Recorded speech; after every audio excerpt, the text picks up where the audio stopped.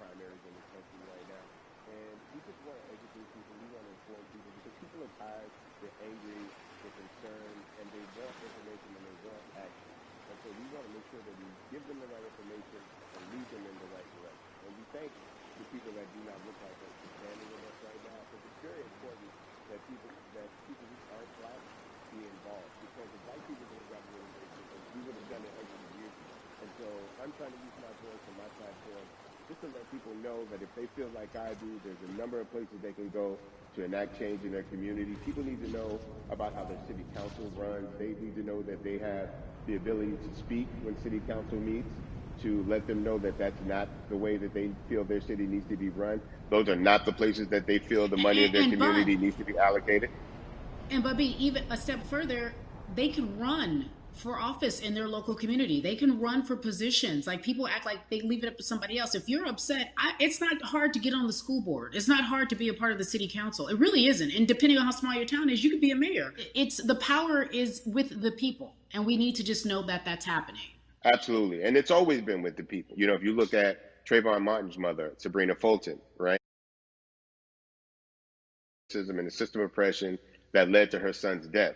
And so what did she do? She ran for city council and she was elected city council. Our own former president, 44, Barack Obama, right, started in the community as an activist, ran for an elected position, became senator, ran for another elected position and became president of the United States. So don't think that you can't make a difference. You know what I'm saying? You don't need a lot of money. You don't need a lot of power. Your voice is enough to make a difference. Amen. I feel like I need to go out and run for something. You gave me a rousing speech there, sir. I'd be remiss if I didn't ask you this. When I talk to my brothers, I have to ask you, as a black man, how are you doing? Are you okay? I'm good. I'm good. I have a very strong relationship with God, so prayer definitely works for me. I have children and grandchildren who are watching me, who are encouraged by what I do, and they're proud of me right now, you know, and that's really what matters, you know. The change starts at home, you know, so as long as you have a support system that believes in what you're doing and supports you in what you're doing, you have everything you need to go out there and fight the good fight. And for those that don't, there's a community of people here to help you. So you can go to places like morethanavote.org. There are many different places that will encourage you, inform you, and they will put you with groups of people that feel like you, that are ready to take action. So no one has to go about this alone if they want to do it. Yeah, we're stronger together. People have been saying it, but that has much more meaning now that we are in our movement, not just this moment. Bumby, it has been an education, always a pleasure. Thank you so much. I appreciate you. Keep fighting the good fight. Keep up the good fight.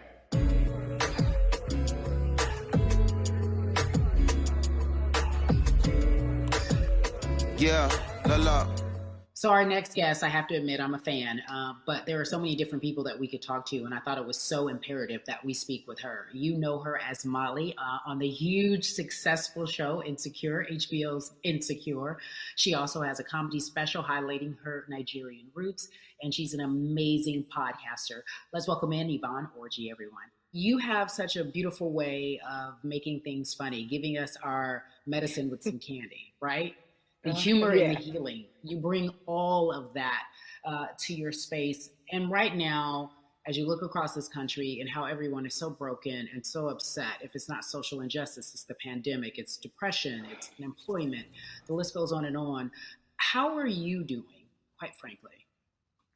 You know, I'm rediscovering self in a way that is hard, but necessary, that will lead to ultimate joy. I know it sounds like a lot, but no, I think I personally think that God put all of us on a global timeout. Like we just, you know, America hasn't done as good as other people when it comes to timeouts because everyone else is out playing at recess, and we're still in the principal's office hoping and wishing we can come out.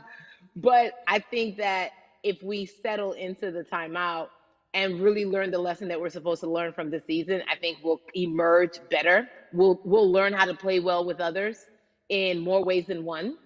And so personally for me, I'm taking this time to learn me in a new way. I feel like I'm being ushered into a new season, and I'm getting still, because sometimes the busy confounds the work that we're supposed to actually be doing. You know, we're busy doing other stuff, but we got work that we need to do on the inside. And I'm like, I'm leaning into it. I'm like, dang, I thought I was gonna be able to rest like everybody else. And you guys like, nah, we got work to do. You know what? And I think that's what everybody is saying about 2020. It's demanding that we be better. And you said it's a global timeout. What do you mean by that? Yeah, it's like everyone sit down, be humble, to quote the great prophet Kendrick Lamar. But like, no, seriously, sit down and let's reevaluate some things. Let us unearth and shake up the things that we have been trying to hide within ourselves, within our nation.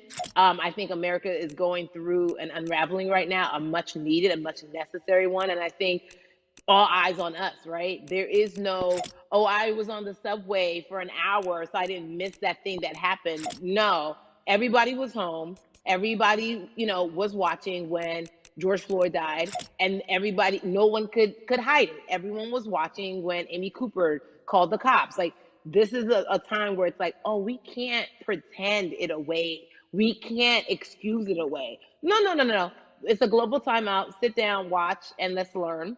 And globally, it's like, hey, we were going business as usual, but it ain't usual no more. Like that's old. Anytime change occurs, it's very uncomfortable. And so right now we're sitting with we're getting we're getting comfortable with the uncomfortable. The minorities, we've been comfortable with being uncomfortable, because that to me explains just the existence for whatever we want to do, how we break into our careers, how we live our lives, how we find ourselves one of the few or one of the first. And that's a lonely road. When you look at, and when you talk about this global timeout, everybody had to pay attention to Amy Cooper, everyone had to pay attention to George Floyd. How is that helping us as a people, as a country, during our global timeout? I think, well, one, we're not minorities, Carrie. You already know it. It's like these labels that they put on us. It's Yeah. like the same way of saying like black on black violence. Also, there's no white on white violence. It's branding, Yeah, right? It's all great. Yeah, branding. you're right. You're It's right. like white people kill white people every single day. So no, there is no black on black violence. And if you say black on black violence, well then let's brand white on white violence. Like I watch Okay. Investigation Discovery. Ain't too many of us being featured. so, so I just even like but to answer your question, what does that do? I think what everyone expected is what has happened in the past when the world was still open, right? In that, okay, you had everyone from Trayvon Martin to Castillo to Sandra Bland. You had all of these lives lost, and Black people made some noise.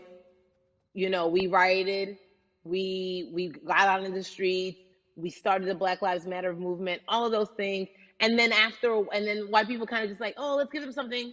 And then it's just like, is it over? It's like Oscars so black. Okay, okay, good. We gave some Oscars. Are we good now? Like, are we even? Mm-hmm. And now it's just Mm-hmm. like, oh no, no, no, no, no. This is not about like a band-aid. It's like, yo, we might have to amputate the leg a little bit, but it's all right because we're gonna by amputating the leg, we're gonna save the body.